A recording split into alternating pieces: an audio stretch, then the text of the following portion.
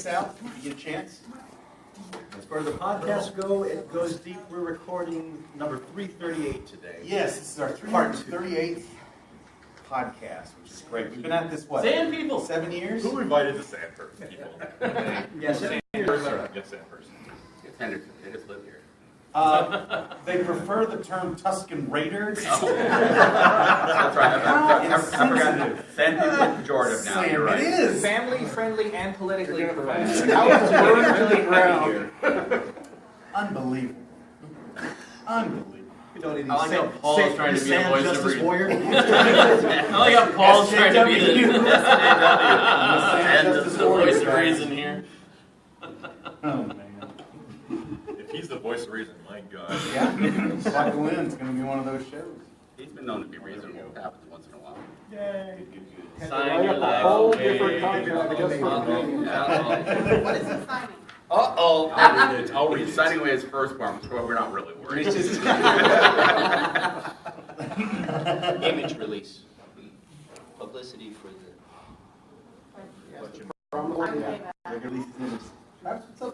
American maple syrup from now on.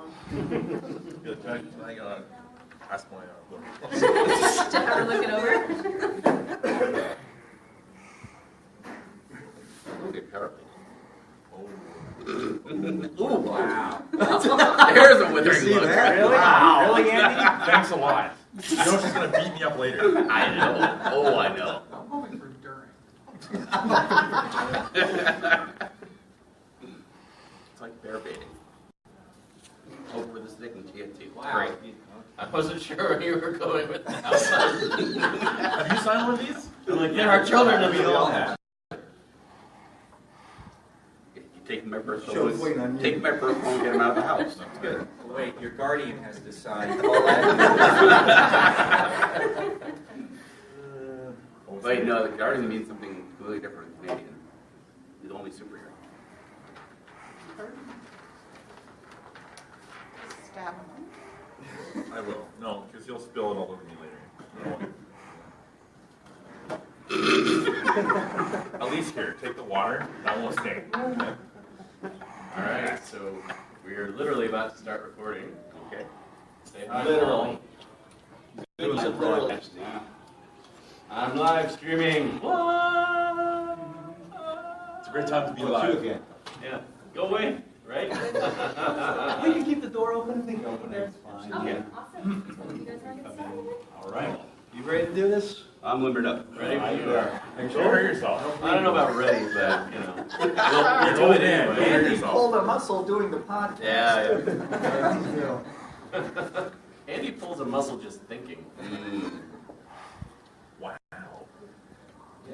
No, it's a good one. That's I'll let it right. go. That's right. I'll let it Friendly, stand. but we're still vicious. I'll let it stand. Good.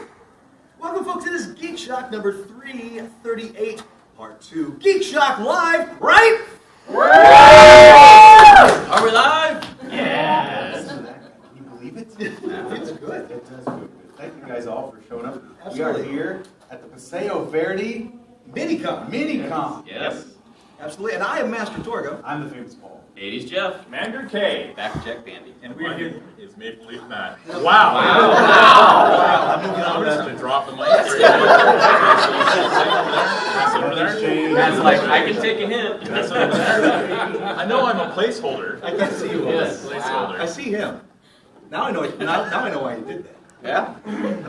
We're going to talk Weekend Geek. But first, gentlemen, anything you do geeky in the last 3 days? In the since we last 3 recorded? days. Well, we're here. We are here. So The there's Minicon, that. which is awesome. That's geeky. That's about it for me. There's Yes. people in costume running around outside. That's pretty cool. I bought a Batman brownie. They have the coolest food next door to coffee. I've got a Hulk soda, which Did you smash it? no, and I'm keeping away from Andy, so don't have it. Okay. And I went real geeky and got a wild berry smoothie. Why didn't you get the But it's Captain? got whipped cream on top. Why didn't you get the Captain America one? didn't see Maple it. Leaf. Didn't see it. Didn't see it. Hail Hydra. There you go. Exactly. Oh, yeah. I just picked up that issue 1 of Scooby-Doo Apocalypse. How do you feel about that? We'll see. I gotta give it a Oh, read. you haven't read it yet? You Just picked it up. Okay. I got the alternate version where you can draw on the cover. Oh, yeah. Color your own cover. Are you going to do that, or are you going to let your wife do that? I actually might let my wife do that. There you She go. loves the adult coloring. Is that what it is? Just the black and white print without the... It's just the front, only the cover. Okay. The rest, the inside is the same. So it's just like a variant. Terrific. Yeah. Don't you have a comic book for the whole book in color? Yes, I bought one of those Yes. DC comic coloring books.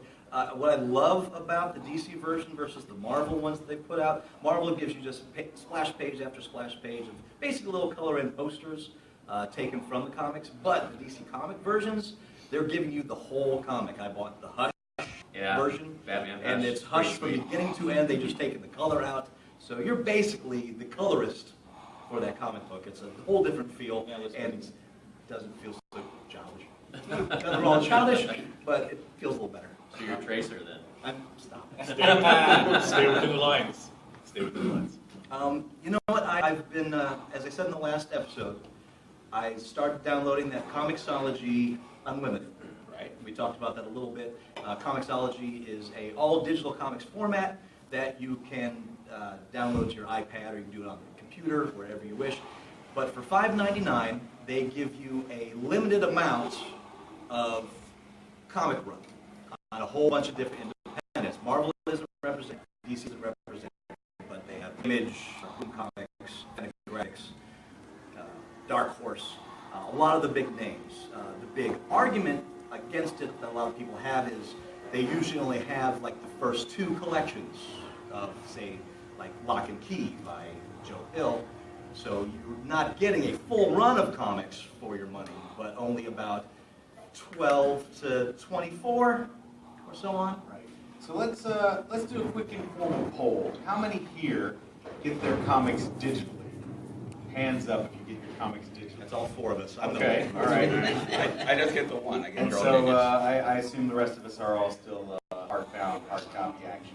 That's what I'm all about. I Sure. still love the feel of the book in my hand when I'm reading. Now, You also fear losing it. You have a That real is true. distrust of the electronic Oh media. yeah, it'll eventually erase and go away into the. I've left a net couple ether. on airplanes. When I put them finished, I stuck it in the slot. in Digital front of ones? me. No, the hardbound ones. So We were talking about it's a treat digital for ones. somebody. Yeah. We were talking about losing digital ones. You lose the actual physical ones. We were talking Oh, yeah. about the fact that they're going to get taken back into the ether. Just imagine, Yeah, Jeff, what's a it's person... always the potential is always there, but it's Well, not likely to happen. it also depends. If you can, a lot of third party, you can download them directly to your computer, you own them. Certainly if you're getting a subscription service, you don't own those.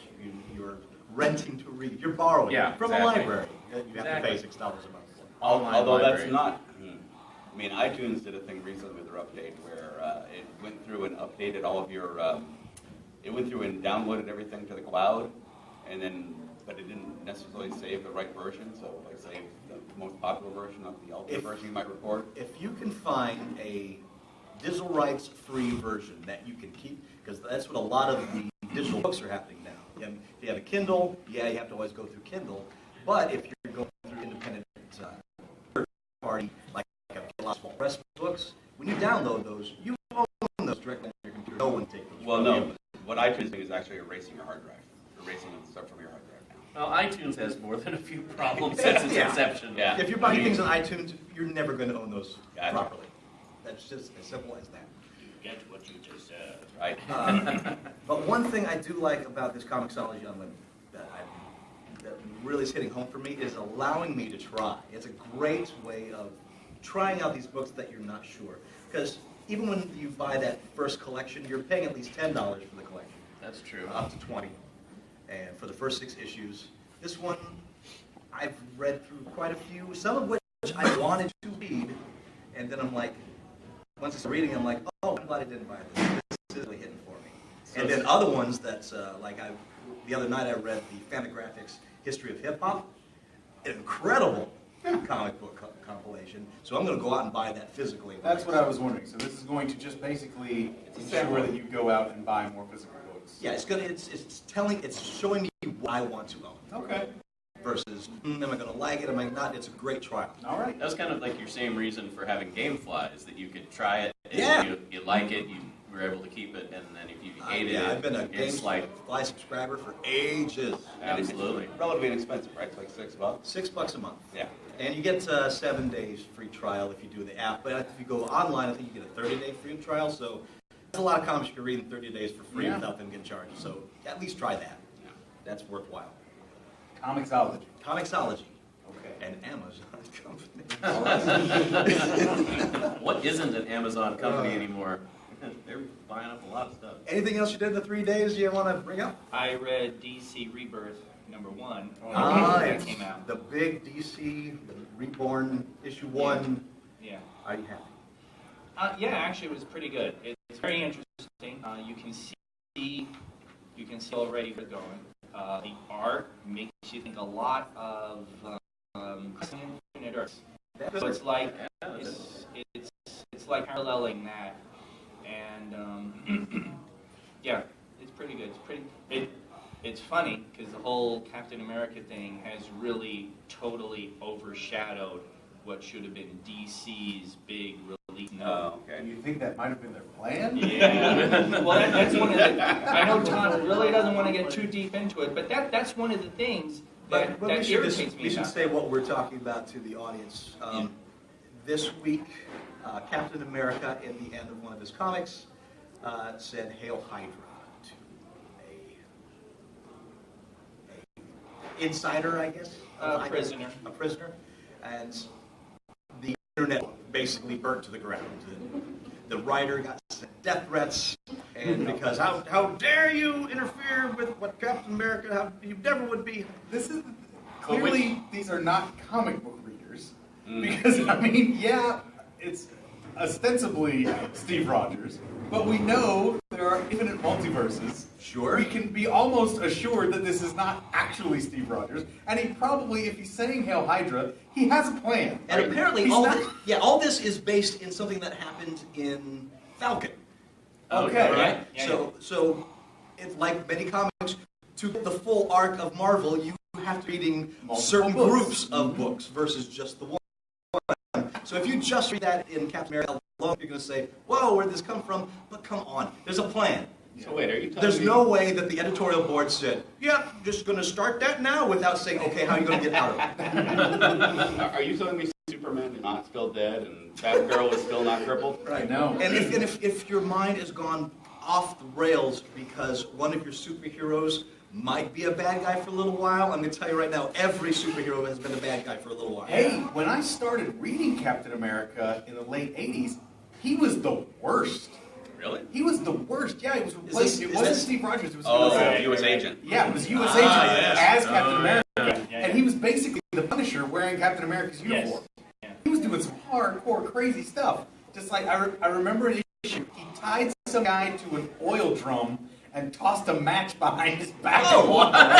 Yeah. He just blew a dude up. That was my introduction to Captain America. So if I were to pick that book up nowadays, going, how dare you have Captain America blow a guy up? No! Not my cap! Oh, cap! What a joke. Never Cap. Yeah, right.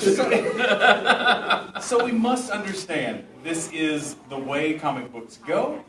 We have to let these creatives have the artistic license to explore these characters in some difficult, controversial, challenging ways. Otherwise, Yes. we never get really great books that we do get. Well, and it's only been like the last 20 years or so that we've gotten these amazing adult kind of themed stories, so that you have these really challenging storylines where your preconceptions of the characters have been completely flipped on their heads. So yeah, I mean, How yeah, dare you, absolutely, you Jeff. gotta let them. I want to form my opinion after one chat bubble. What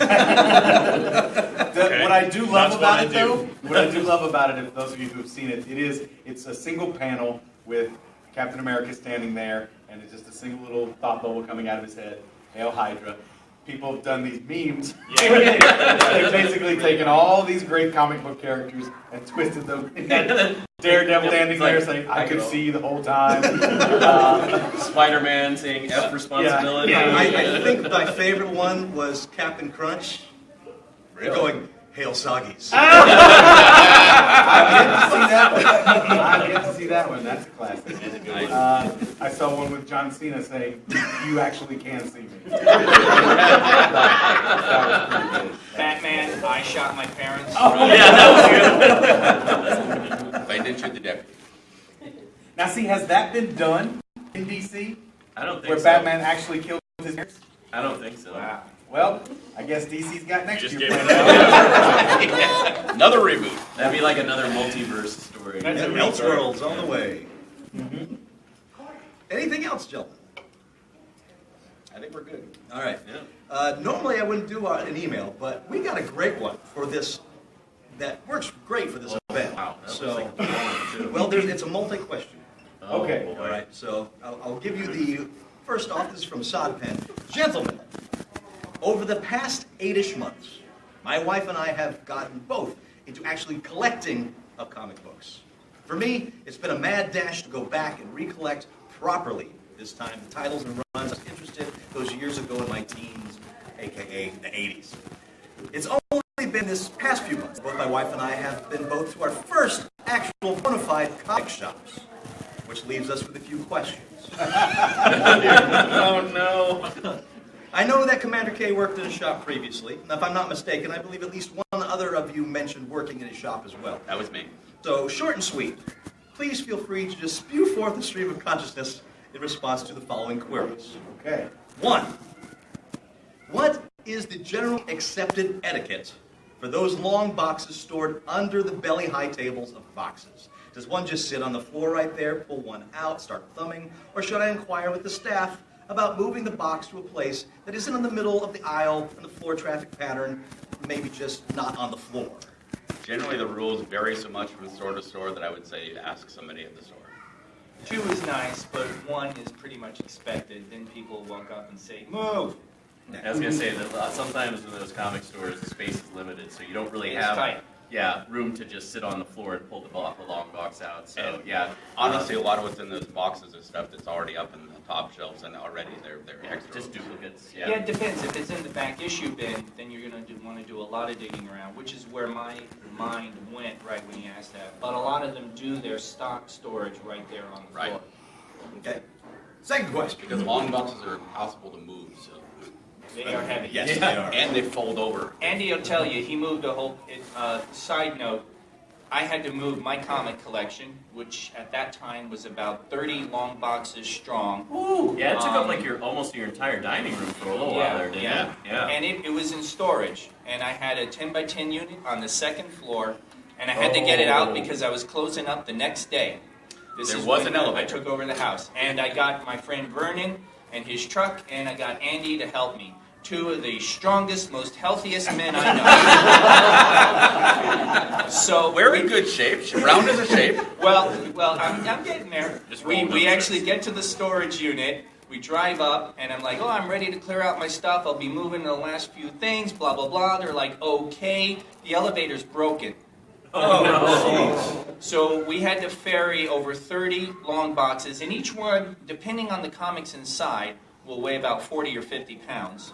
And you had to ferry them from the unit to the top of the stairs, and then down the stairs into the truck, and we had to make 2 trips. Man, I blocked that part of it out.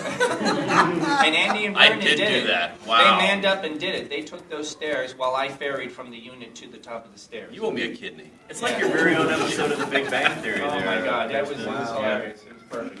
And people say that show's not accurate. You trusted this guy to go down the stairs with your comic books? I know, it's amazing, and he did it Cool. too. And he didn't Nary a spill them all over? Oh, wow. Yeah. Or spill something on them? No. Well, I left my big open. Yeah. Question 2. How is value determined for older issues? I know Randomly. I know that supply and demand rules apply. Do you want this book? It's valuable. That's how it's determined. Popular titles in issue with big game-changing plot points command higher price points. Is that grade condition is a huge factor as well. I'm not asking about. I'm more asking about that one table of misfit books that's always off in that dark corner, shunned, exiled to the hut at the edge of the village. The 3 to 5 long boxes of books bearing the sticker, all comics $1 or 12 for $10. Yep. How do those poor things make it into Jim Bob's bargain basement value bin? They've been there forever. We buy a long box. We buy. I didn't. I was a blackie, but Stroke wallet? The store would buy.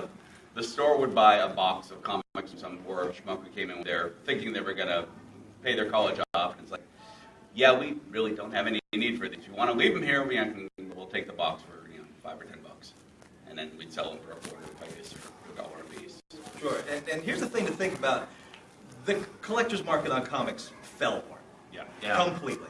The only comics that are really worth money are number ones of old issues. You're talking 60s Spider-Man, Right. 40s Superman, all right? Some 70s X-Men.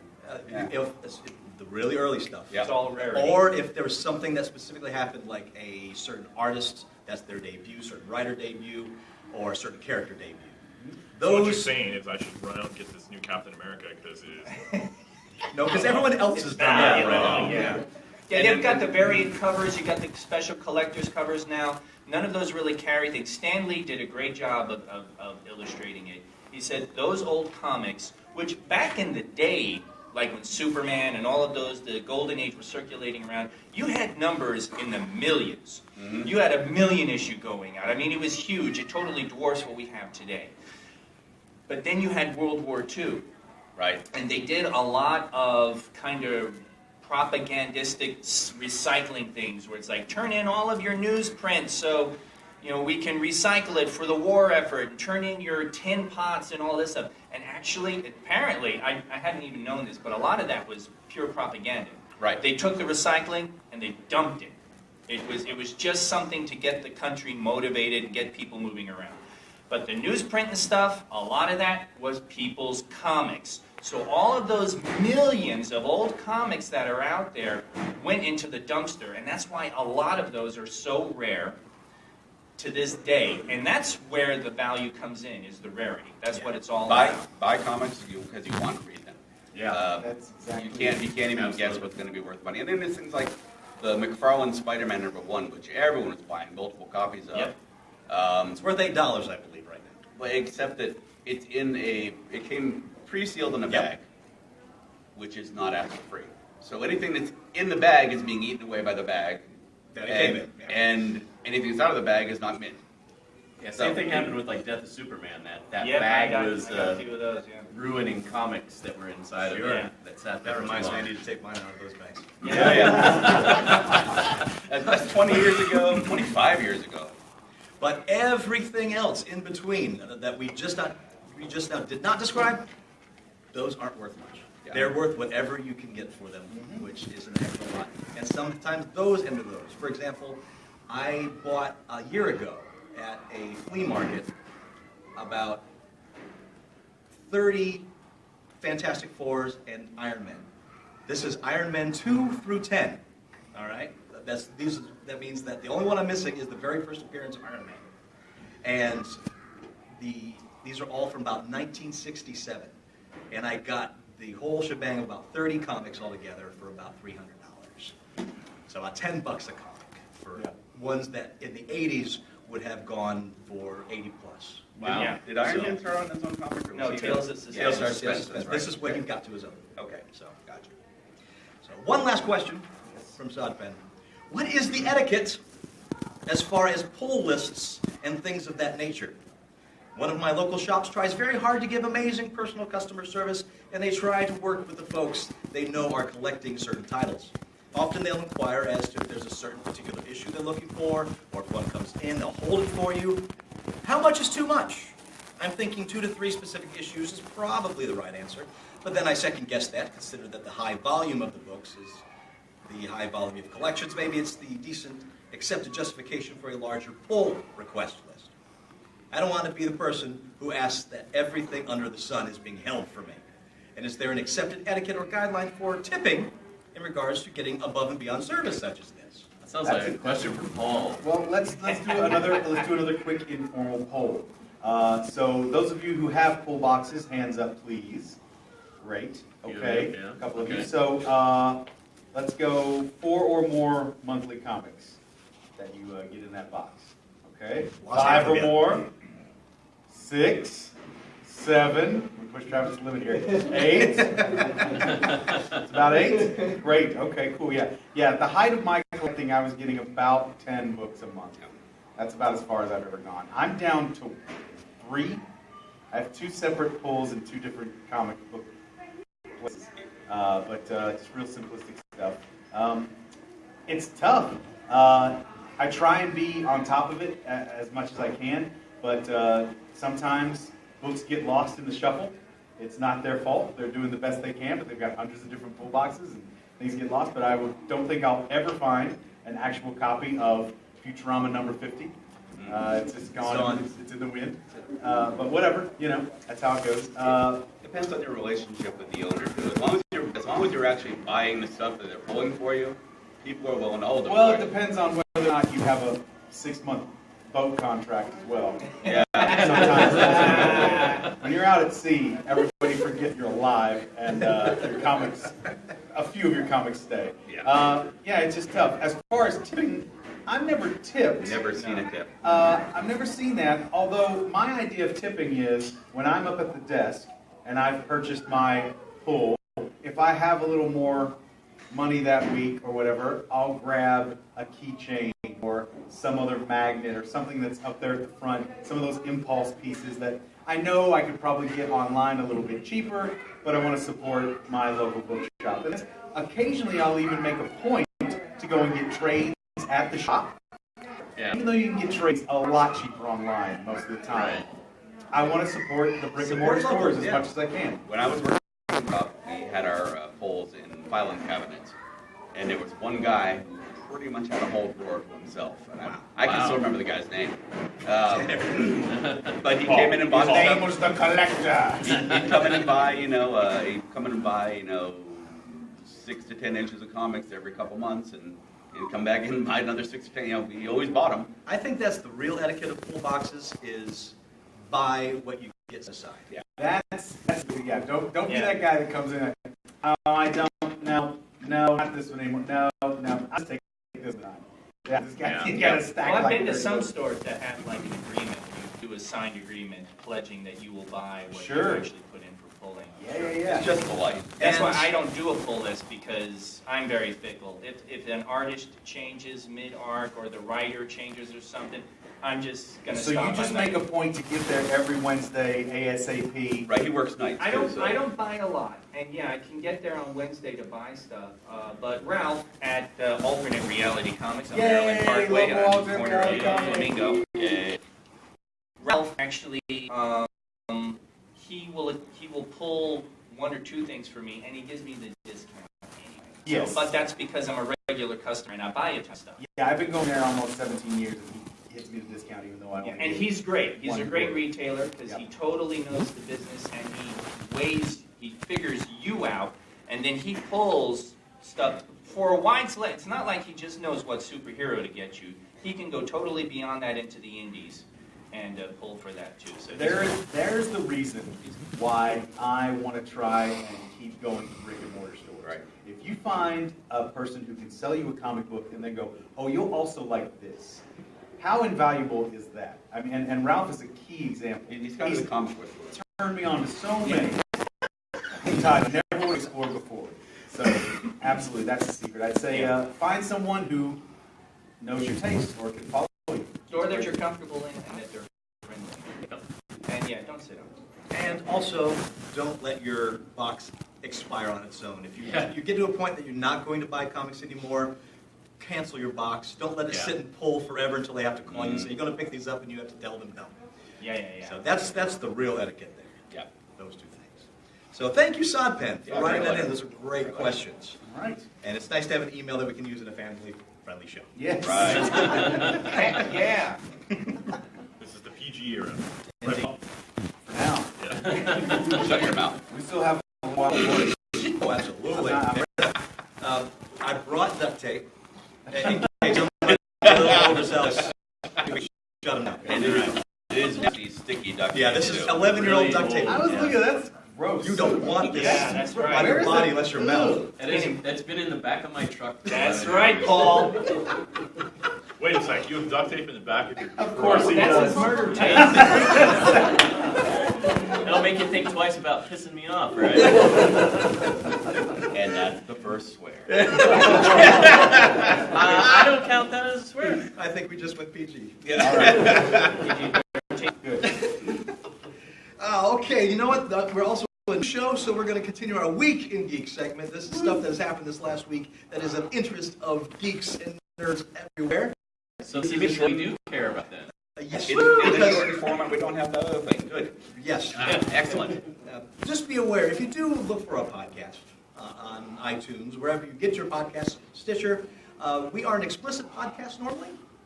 We are dialing it back a bit, so Yes. I want to make sure that you are aware in case you go searching. A lot. Paul has been known to make up new swears. Yes. I like to call us NSFA, not safe for anything. Yeah. Or anyone. But come this September, Netflix will be the destination for all things Disney. Netflix will have exclusive access to Disney, Lucasfilm, Marvel, and Pixar films. Wow. The deal highlights that all the films post-September 2016 and beyond will be available on Netflix, same time they come available for first pay run, which means when networks can purchase them after Blu-ray and DVD release. This agreement also blocks Starz, HBO, Hulu, Amazon, all other competitors from getting access to films as immediately as Netflix from that point on. So Netflix is getting Star Wars, Marvel, and all the Disney canon.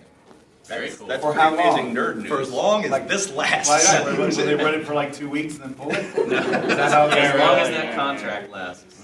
Yeah, I'm going to guess this is at least a 6-month contract, but I'm going to bet it's long. It's I got to hope be so. a multi-year contract. Yeah. Typically, those are about 5 years.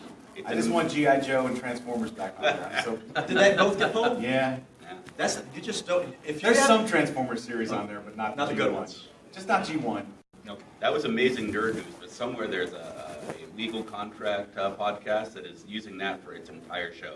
Yes, absolutely. They're going deep into it. We're Yeah. not. It is good news because I was kind of afraid that like CBS is doing its own all access network, the studios would start doing their own streaming, and then pretty soon you're going to be shelling $7 or $8 out for all the studios as well as all the channels and all of It'll that. cost you more to cut cords, basically. Yeah. Yeah. So this might buy us 3 years. It is Yeah, exactly. That comes down to money. Before you have to go to the buffet line of comics and movies. And I don't know if you realize how many streaming services are out there now, as far as like individually So paid. many. If you have an Amazon Prime account, look on your Amazon app to see all the streaming services that you can add onto it for pay. At least 10 that are just documentaries.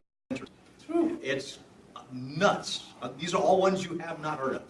Yeah. So everybody's trying to get in this game. Except the Michael Moore documentary app. That's free to the people.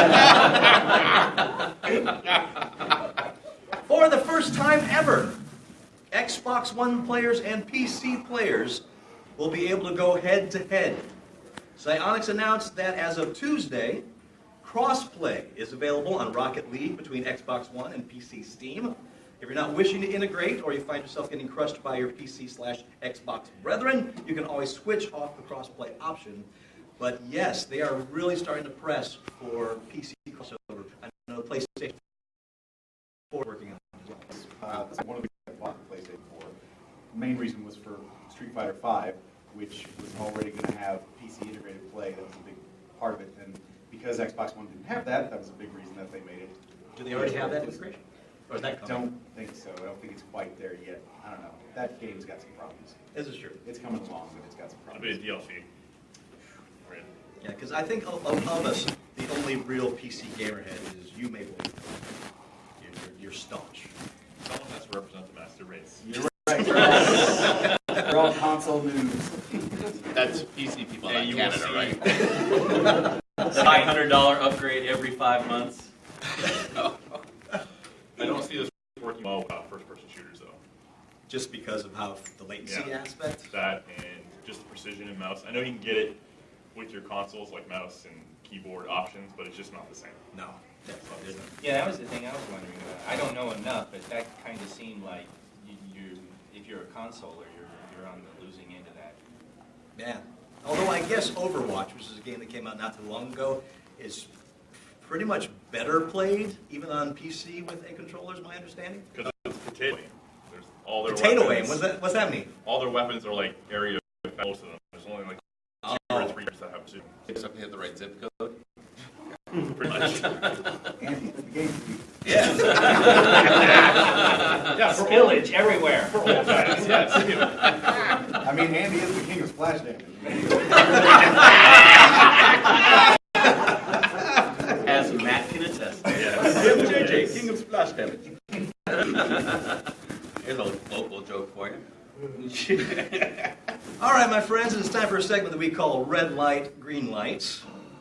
For those who are not familiar, I am going to be a Hollywood pitch man. I have my pitches right here. These pitches are actual shows that are actually happening. Yes. But I've recast these guys as corporate heads of the company, and they have to decide whether they red light or green light this as a good idea to move forward. Again, It is a moot exercise. Yes. These shows have been approved and are coming your way. We can't whether stop you like it. it or not. But we, It makes us feel in better. Our interest of utility, in our interest to try and feel better about ourselves, he will say the description, and we individually get a vote as to whether or not we would actually like to see this on television, even though we know it's happening regardless. So, yes. yes, we like to pretend we have power. You know, Some of I'd love these- to one day go through all the ones that we red lighted over the years that have been canceled I- since then, Oh, so that that's a we're good right. point. We matter. Yes, Our track record Yeah. is- I bet we have a Called pretty it, good track nailed record. it. Listen, on Long Arc, they were all. They're all canceled. And how many 10 years, how many big left guys. in this season question? I was gonna say, yeah, the one season or less would be interesting to try. All right, here it is. First pitch. All right. Ready? NBC has picked up the series Midnight Texas. Based on the novels by True Blood creator Charlene Harris, the show is set in a mysterious Texas town full of everything from vampires to witches. Sounds new.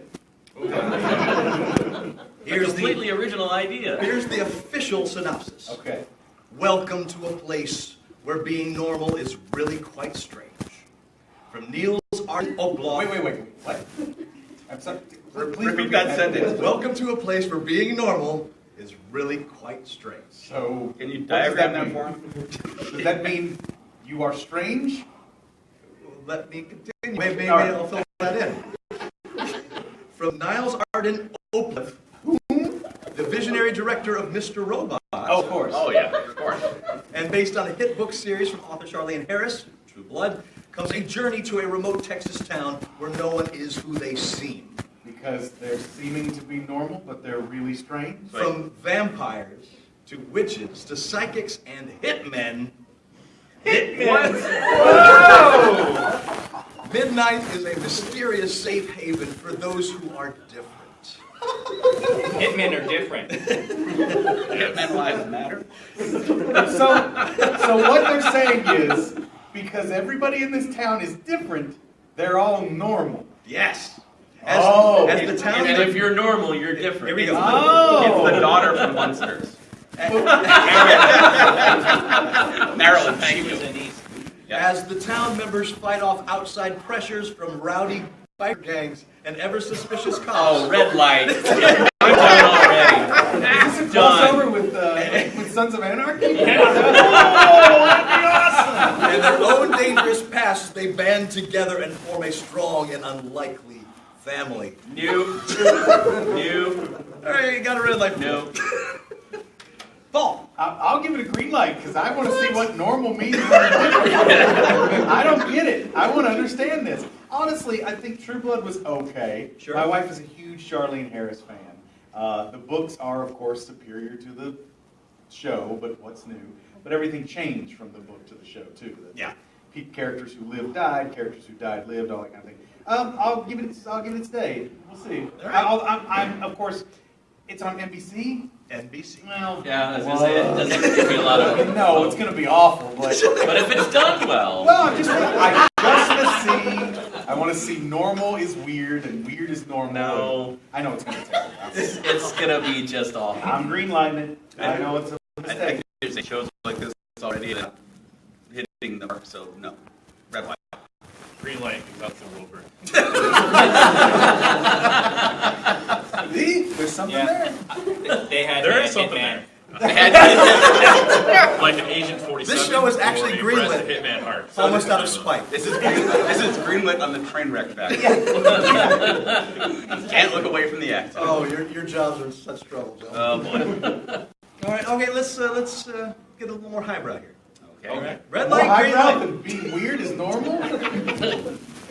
Margaret Atwood. Oh. Oh. Her award-winning dystopian sci-fi novel, The Handmaid's Tale, is heading to Hulu, and a new TV series starring Elizabeth Moss from Mad Men: Top of the Lake in the titular role. The book was previously adapted for the big screen back in 1990, starred Natasha Richardson, Faye Dunaway, Robert Duvall. Also spawned a graphic novel, an opera, ballet, set in the near future, in which a totalitarian... There was a Handmaid's Tale ballet? Apparently so. So in the not too distant future, then, this is happening. Now, here we go. Set in the near future, in which a totalitarian Christian theocracy military dictatorship, the Republic of Gilead, has overthrown the U.S. government. The story is an exploration of themes of the subjugation of women by means which they finally regained their agency. The 10-episode project, slated to debut 2017, will be based on Atwood's novel. Atwood has also been brought on board as a consulting producer. So is it limited? It is Did a stop at limited 10 episodes? or 10 they- episode, but with the possibility of moving So forward. they made it the continuing adventures of the Handmaid's Tale. Just the continuing adventures of the Handmaid's Tale. Yeah. Yeah, green light. I like the movie. The book is great. It touches on things that I'm always thinking about, wondering about. So I like it. I hear it's a good book. Oh, you don't really know. I will also greenlight it because the author's there to kind of nudge it in the right direction. That's key. I have not read the That book. too. I have not read the book out of spite, but I heard it's a good book. So yeah, I'll go greenlight it, sure. Yeah, I'll greenlight it. Usually having the author involved is a pretty good sign for the project. So. I'll give you green just for Elizabeth Moss. There it is. That is a full green light, gentlemen. Yay! Wow. We know what we're doing right. Oh, that's on Hulu. That's going to be on Hulu. That's going to be good. Paul's like, I have That's a Hulu, bigger... Hulu.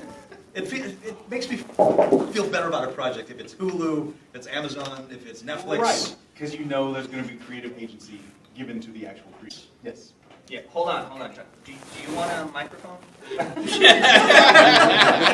You didn't get a just put that anywhere from Paul. And nobody shout out, That's why Eddie! we can't have nice things.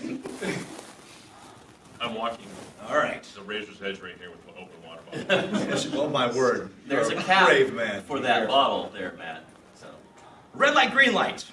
Joel Kinnaman has been tapped to headline Netflix upcoming sci-fi series Altered Carbon.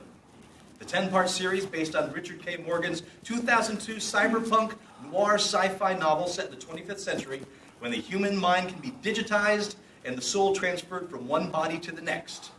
The actor will play Takeshi Kovacs. The character is of Japanese and Eastern... sorry? Takeshi Kovacs. Okay. It's a character of Japanese and Eastern European descent. All right. Native of Harlan's world in the novels. Oh, A okay. former elite interstellar warrior known as an envoy who's been in prison for 500 years. Downloaded into a future he tried to stop, he must solve a single murder when technology has made death pretty much obsolete in order to have a chance at a new life on Earth. Altered Carbon. Minority Report. Netflix, 10 episodes. I'm confused, so green light. There's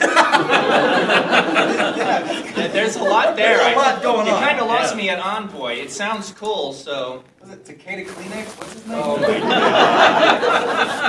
God. No, your mockery of Eastern European names. Isn't that Kobayashi Maru? What's his name? Dakota Kote. Takeshi Kovacs. Dakota. Dakota Fanning. Dakota Fanning. Sure. Let's see.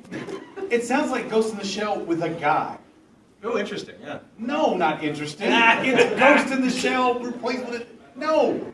Oh, are you changing your mind? No, I'm greenlighting because I want to see that. You want to greenlight it so that you can hate it? Is that what you're saying? Well, no, he just wants the full trifecta. He's got the Okay. original Ghost of the Shell. Then there's the Ghost in the Shell with white people. That's going to be a movie. Right. And then we got Ghost in the Shell with a guy. Which I'm So, not. you know. Yeah, it's fine. We'll see. It's going to be a dumpster fire. Let's go. I'm intrigued. Green light. All right. Why not? Yeah. It sounds like Johnny Mnemonic. Yes, except Except with talk Horror about No the, Show. talk about the Kenshi book, not the or- movie. The what? Talk about the book, not the movie. The Well, book is good. short story. Short story, right? Jeff? No, I'll get a green light. Neuromancer. Why not? Another full one. All right, one more. All right. Family Guy creator Seth MacFarlane is set to create, executive produce, and star in his first ever live-action TV show, a futuristic sci-fi dramedy series. Okay. Fox has greenlit a 13-episode straight-to-series, hour-long comedic drama. The series is slated for 2017-2018 television season, with plans to film a pilot in 2016. Here's the concept. Set 300 years in the future, the show follows the adventures of the Orville, a not-so-top-of-the-line exploratory ship in Earth's interstellar fleet. Facing cosmic challenges from without and within, the motley crew of space explorers will boldly go where no comedic drama has gone So I'm gonna stop you there. Firefly? No, more like Red Dwarf. Red Dwarf, thank you. Yeah. Or hyperspace. Or hyperspace. Yeah. Fine. Sure. I mean, it's not like we can say no to Seth MacFarlane anyway. Right. How's he gonna work in Vegas-style singing into this? He'll find a way. Yeah. The holodeck is exactly how he'll do it. Oh, he's gonna bring back in the character from Star Trek. What was that? The Joey Fontaine or whatever. Yep. Yeah. Okay. Vic Fontaine? Vic Fontaine. Yes, That's it. Okay. Vic Fontaine. We're such nerds. Welcome. Yeah, I'm green light. Seth's a fan. It actually does sound like a rather prosaic concept, but you know. Anything sci-fi, go. The only thing I would question on that is that it's an hour-long format. Think it's too long? I think it might be a little too long for what he's wanting to Well, accomplish. with But I'd commercial green light breaks, it. it'll be Yeah, 36 minutes. that's true. Who saw It's it? like 42 minutes. I like Ted a lot. Yeah. I'll crowd green light it. I didn't. Yeah, sure. Yeah, that's fine. Yeah, I'll give it green light. Okay. Although, being dramedy, I think that's what's Yeah. linked in the hour. If it That's- was a that's- sitcom, yeah. I'd be worried for the hour format. Right. Right, it's a dramedy. There'll be some drama. And some deep. That'll stretch it to the Well, I mean, hour. he's a huge Does that mean there's a sci-fi camel fan. involved? Is drama? Drum and Mary. No, that's what you take before you go into hyperspace so you don't get nauseous. Oh, Take yeah, dramedy. yeah. I have a dramedy. I get the space heaves so bad. If I don't get some dramedy, and you jump to warp, I'm gonna space heaves everywhere. That was a Bill Reed's problem, right? Yeah, well, it was definitely his problem. I mean, That and McFarlane- oxygen deprivation. McFarlane even came into the experience too, and apparently nailed like the behind the scenes trailer. So I mean, he's a huge sci-fi fan. What you do? PG show. You said the word nailed, and he went to, I'm 12 years old. Perpetually. Wait. So let the green dance for you. Andy, screw. Wow. We can have a sign over here that says no cussing, just to remind us. And children. All right, that's it for Red Light, Green Light. There'll be more on the show, because What a great slate. they're always. It's going to be a great season. So we coming actually up. said those were all. Everything was green lit. Wow. The first Midnight Texas was the only one that got the me's. Wow. Usually there's something really awful in that group. I was Usually there is. outvoted 3-2 on that one. So. That's right. That's a constant theme, though, you being outvoted. Pretty much, yeah. You know, Well, that's where I go. You know, opposite color of Jeff. yeah. Well, when I greenlit things, why didn't you red light them? I'm colorblind. Robert Kirkman and his producing partner David Alpert are developing a documentary series called Heroes and Villains, The History of Comic Books for AMC. The 6 one-hour episodes will explore the key creators, stories, events, and books that have, quote, transformed the world of comic books, unquote. In addition to delving into the origins of some of the medium's most popular characters, the show will also provide context, their creation, explore the role of race, politics, gender, sexuality, and pop culture trends in shaping and or responding to the art form. So AMC is really kicking up their geek stuff. Yeah. That sounds great. Comic Book Men, Yes. yes, I'm sure is going to air on the same night. Probably. That means that they've got Walking Dead, Comic Book Men, and this comic book documentary. So is there going to be like a talking comic books? Posted by Chris Hardwick. Talking comics. Green light. You know what? We're done with that. We're good. You know what? No. Normally I only do red light, green light for TV shows. Oh. This one, I'm curious as where you go. So I'm re-engaging red light, green light. All right. Oh, Okay. okay. So put on your corporate hats. All All right. right. Bonus. This is for a film. Yes. That Okay. is happening. That is happening. Then we cannot stop. The 1996 film The Craft was the go-to movie for goth. We talked about a new installment in the works, Perusa Bulk all perked up. but it sounds like the studio might not be going the reboot route. What's happening? Producer Douglas Wick told Entertainment They're doing Weekly a sequel? the new film picks up 20 years after the original film. Perusa Bulk! So it seems this will be set within the same continuity as the original film and apparently feature some callbacks to the events in those films. Like Perusa Bulk! She needs the work, and we need to see her. We need Perusa Bulk. Oh, man. Definitely. That means she's the ultimate. Yes, The ultimate goth. she was my full nice crush. Right? Yes. Absolutely. And Waterboy came out, your head Yep. exploded. That was it. What's happening? What happened, Perusa Bulk? Right. And then American History X, and I went, Yeah, right. Yikes. Island of Dr. Moreau. Oh, yeah. that wasn't her fault. Yeah, no, but that documentary. We've talked about before. Yeah, that is, and she's in What's there. it called again? Oh my God, I can't even remember. The Strange Journey of Yeah, right. Lost Souls. Lost Soul. Lost The Souls. Strange is Journey that. of Lost Souls. We've talked about it before on the show. If you guys have not seen the documentary Lost Souls, all about the creation of the movie The Island of Dr. Moreau with Val Kilmer and Marlon Brando. Oh, my word. Man. It's amazing. Wow. Talk about a nightmare. It's crazy. It's crazy. You can't make this stuff up. Yeah, Watch it. that's a more interesting film than the actual film. Yeah. By a long. Skip the actual film and just watch the documentary. It's A pretty train bad. wreck as if the whole train was a series of dumpster fires. You're right. It's a hell of a documentary. You're right. Terrible And idea Perusa for a Bulk's train. funny. Yep. She's great. She is funny. Oh, yeah. And still. Apparently this is Amazing. green Oh, light. yeah, Because nobody's it's going to still- get in the way and Paul's Perusa Bulk over there. Oh, I mean, green light, yeah. Yeah, green light. All right. So now I want to ask you this question, though. I don't have any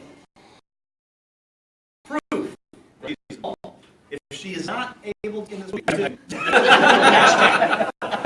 Hashtag bring back Perusa. do you For still Bulk Riot. do you still green light? Bulk up. Bulk up. That's it. Hashtag bulk up. Nicely done. Here first, everyone. Let's get that going. Bulk Yep. up. Heads up, craft people. All right. If we can't get Feruza, do you still green light it? Yeah, no. No. It's all on She'll be Perusa. in it though. Probably. She'll at least have a Stan Lee cameo. Oh, type Val, you're thing. such an optimist. Today. I was going to say today. For this is- hour. Kids are present, of course I am. She will. 10 There are a seconds few after he things leaves that her, I we are trust in very this good. world, but one is that Perusa Bulk will find her way into the sequel The sequel. of The Craft. Because what else?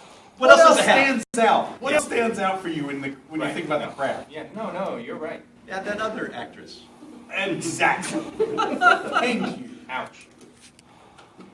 Crowdfunding success story Con Man is heading to Comic Con HQ. Here's another one.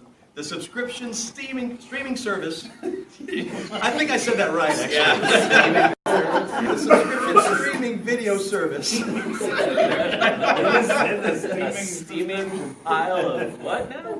from Comic Con International and Lionsgate Partnership.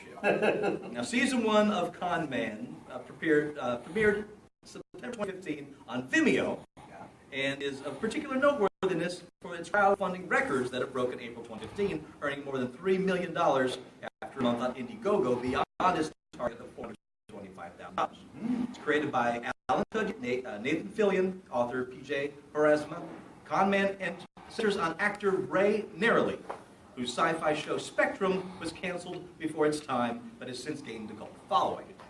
Meanwhile, his co-star, Jack Moore, has gone on the A-list actor ranks as Nerlys tries to get a big break, but must appear at cons and comic book shops to make a buck.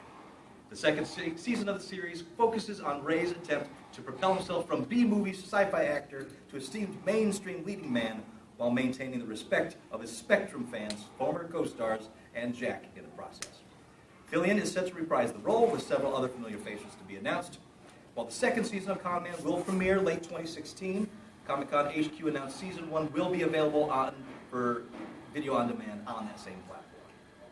So this is Comic-Con International's own streaming service that has a paid. Yeah. So if you want to, it's what you're seeing here, basically. Paid for streaming. That's what it is. Oh yeah. Oh, that is all the. So they're going to have panels. All the panels are going to be streamed. I don't know if all of them, but they will have streaming panels. So you won't be able to just find the stuff online anymore. Probably. Garb. Oh well. That's what I mean. Like, what's to stop from going to YouTube and just finding all the content? Trust me, people are still The going little to bags that they make you put your cell phone in. Oh, yeah. Well, it sounds fun. Good for them. It's the Nathan Fillion story. Yeah. It really is. It's the Nathan Fillion, Alan Tudyk. Has anybody seen this yet? Because I really No, want to because watch it is but- on a streaming on-demand Yeah. service that you have to pay for. Yeah. A streaming on-demand service. Jamie Foxx is in negotiations to star in the Jim Henson Company's upcoming film, The Happy Time Murders. The movie is described as a raucous, R-rated comedy that will combine live-action characters and puppets. The project is set to be directed by Brian Henson, and the story follows puppet stars of an iconic TV show, The Happy Time Gang, who are some of the biggest celebrities around, but off-camera, the family-friendly cast leads the kind of lives that would make a tabloid writer blush. That is Meet the Feebles. Yes, Meet the Feebles remake. They're doing it with the Feebles. Probably not as dark. The Not as bunny, dark. The bunny one. With that, Greg the Bunny. Greg the Bunny, thank you. The bunny. Which was Meet the Feebles. Yeah. No, yeah, exactly. Which is Avenue Q. Which was Meet the Feebles. When the Happy Time Gang stars begin to be mysteriously murdered, two mismatched detectives must put aside their differences to stop the killings and catch the culprit, all the while trying to resist the temptation to murder each other. So it's a who's Roger Rabbit. It's the Feebles. It's Meet the Feebles. That's also exactly the plot of Meet the Feebles. Who Framed Roger Rabbit. If you live haven't action. seen Meet the Feebles, you've seen it. It's old, but it's amazing. It's Lord of the Rings. What's his name? Peter Jackson. Peter Jackson. It's one of Peter Jackson's first films. It's incredible. It's all puppets, and when you said tabloid, there's a tabloid puppet that's actually a fly, a gross little fly that goes around and snaps candid pictures of people. He's the literal fly on the wall that gets all the inside gossip on these puppets living these crazy lives. You must seek it out. Meet the Feebles. Not easy to find. It's really difficult to find. It's easy to find. It's easy. Go on Amazon. It's like $18. Oh, seriously? Yes. Grab it. You won't be disappointed. It's gross. Haven't done the searching in a while. It's really gross. Like all of his old But stuff. it's hilarious. It's hilarious. Check out Meet the Feebles. So good. If you like Avenue Q and that kind of thing. Dirty puppets. If you like dirty puppets, that's where you want It's the best dirty puppet thing ever. A Charlie and the Chocolate Factory musical is headed to Broadway. The musical already had success in London with director Sam Mendes, and now Americans will have the opportunity to see it as well. The play is being produced by Warner Brothers. Theater Ventures will start in the spring of 2017, based on Roald Dahl's best-selling novel, also draws inspiration from the classic 1977 movie. This version will be directed by three-time Tony Award winner Jack O'Brien, who was behind Hairspray, also did a great version of Henry IV. So, Charlie and the Factory to a music. So more Gene Wilder than creepy Michael Jackson? I'm hoping so. Yeah. I'm hoping so. I'm behind that. The entire 175-issue archive of If magazine has been released online, encompassing the entire 1952 to 1974 run of the sci-fi publication. The magazine's glory years came around the late 60s, when If won Hugo Awards for its best professional magazine from 66 to 68 under the leadership of editor Frederick Pohl. Highlights over the years include Robert A. Heinlein's novel, The Moon is a Harsh Mistress, Harlan L. Nelson's short story, I Have No Mouth and I Must Scream, and Larry Niven's short story, The Coldest Place. The magazine was well regarded back in the day, but stayed small enough to mostly retain its cult status, at least until it was merged with Galaxy in the mid-1970s. The magazines are available for free at the Internet Archive, which I believe is archive.org, if my memory serves. If you have not checked out the Internet Archive, they are amazing. Yeah, it's really cool. All those old magazines you grew up with that are no longer there. Starlog is there, Yeah. Omni is there. I think there's old National Lampoons available on There's there. a lot of old video game magazines on Yeah, there. especially old computer PC magazines. Oh, yeah. Antic, I think EGM is all there. yes. So, and they As have, library people, you will be intrigued if you have not checked out the video or the Internet Archive. sure. Almost any old magazine that you can fathom. And Yeah. books, audio tapes, audio books are Yeah. available there. And It's this great. is all for free. Yeah, stuff that's, I guess, public domain at this point. Yes, it's all to pretty much keep these things archived for posterity. So, and it's available to us all. It's wonderful. So check it out. Nice. And speaking of checking it out, if you ever want to email us, you can email us comments at uglycowshow.com. We'll answer your questions like we did at the beginning of the show. We love that stuff. And of course, any comments are free and welcome. And I'm also going to throw it one more time out there that we are giving away a copy of Dan Jolly's book, Autographs, called Gray Widow's Walk. If you email comments at uglycowshow.com, and in the comment at the subject head, Gray Widow's Walk, I will be drawing randomly from those that have already submitted, which has been quite a few, but feel free to join in. And I will be announcing who wins that book. Again, it is an autographed copy. It is a superhero book with horror elements. When's that drawing? That drawing, I'm going to do that Tuesday, so we'll announce the show when our next episode goes Wednesday. Are you gonna do it on the air? You should do it on the air. I'm going to say who it is on the air. No, you should draw it on there. Should draw it on there? Yeah, so you can mangle the word, mangle the name. That's exactly why I shouldn't do it. And until next week, well, Wednesday, I am Master Torgo. I'm the famous Paul. 80s Jeff. Commander K. Back check dandy. Maple Leaf Matt. See, I'll let you do it then. That's nice of you. I know. You're a nice guy. And we'll talk to you next week in Geek. We'll see you next time. Thank on you, my show. everybody, for attending. Yeah. Let's Thank see you.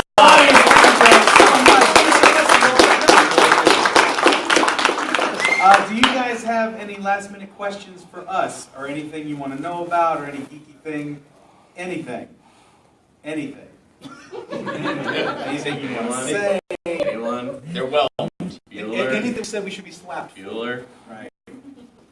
That's just good. No news, good news. That's right. That's All right. right. Give us any questions. It was all well. Yep. No, if you have them later, yeah, email. Yeah.